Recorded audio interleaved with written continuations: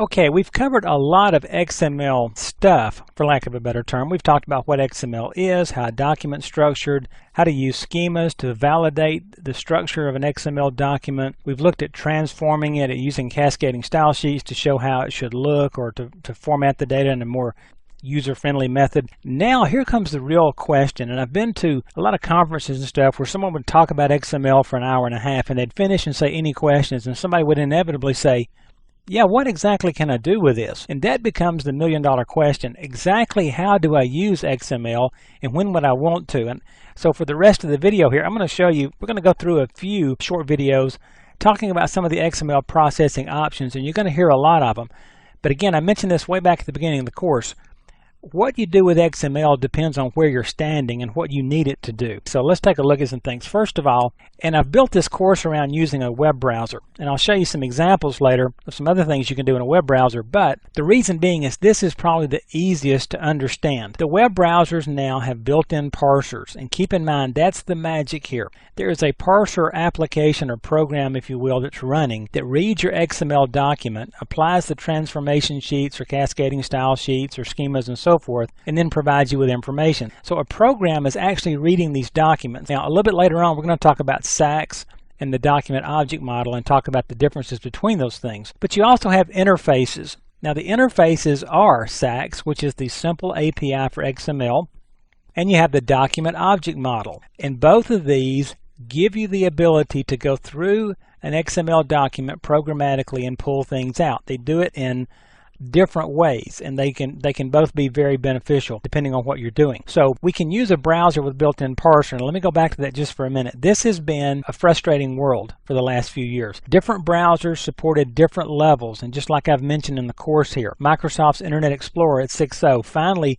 became a lot more W3C compliant with the way it handled things, but for example, it still doesn't support XSLTFO, and it doesn't support some of the other XML-based possibilities that I'm going to show you a little bit later on. But it's getting a lot better. Now, depending on the browser you're using, if you're using something besides Internet Explorer, you may run into some other issues with the parser that's built in. For this reason, a lot of people will go to either building their own parser using SACs for the document object model, or they'll go buy a third-party processor. You can find lots of these out on the internet. Find one that you like based on what it is you're trying to do. Now, some of the other options that you have, and this is becoming really big, is custom programming. The VB.NET, C#, basically the .NET framework languages from Microsoft, have a lot of XML support in them. And they have a lot of pre-built classes that you can use and instantiate objects off of and do all kinds of XML processing. And I would point you to some of those to see if you can do that. Now, keep in mind, if you're a Microsoft shop and you're using .NET, then this is going to make XML use quite easy, because you'll just simply educate yourself a little bit on how to use those classes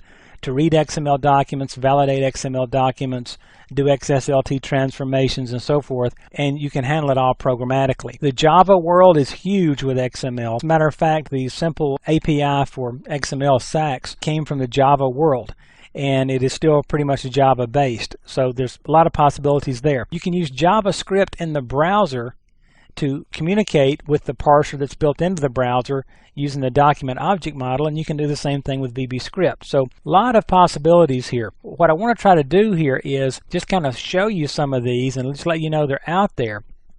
And you will have to decide. Now, one thing you have to watch, though, like everything else in computers, there's always these little factions of people who say SACs is the way to go, and anybody not using SACs is a complete idiot. Then you got the .NET people who say .NET's the way to go, that Java stuff's a bunch of hooey, I don't want to mess with that. Then you got the Java people, on and on and on. Find the way that works for you. What you're looking for, what you're paid to do is deliver data safely, keep it together, keep maintaining the integrity, and so forth. If that's what you're doing, you're hitting your goal. Educate yourself, get comfortable with one part of it, and then don't stop.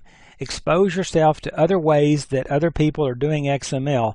You may find a better way. You may realize that you're doing it the better way for your particular situation. One thing that you will learn, though, XML can be treated very differently depending on what exactly you're trying to do with it. Another thing that's pushing XML processing is built-in functionality in a lot of applications. For example, Microsoft SQL Server, and I'm going to show you this in just a little while, you can basically query data from SQL Server as XML data. You can do the same thing in Oracle, IBM's database products, and other ones out there. So what's happening is XML documents are starting to show up all over the place. And every time these particular products get upgraded, you're going to see more and more XML functionality built into these. So again, you're going to see XML continue to expand. And so keep in mind, what you want to take from this course is the general understanding of what XML is, how you manipulate it, what you can do with it, and then you kind of watch the sky become the limit in the next few years. So now over the next few videos, we're just going to take a look and talk about processing, show you just a few quick examples,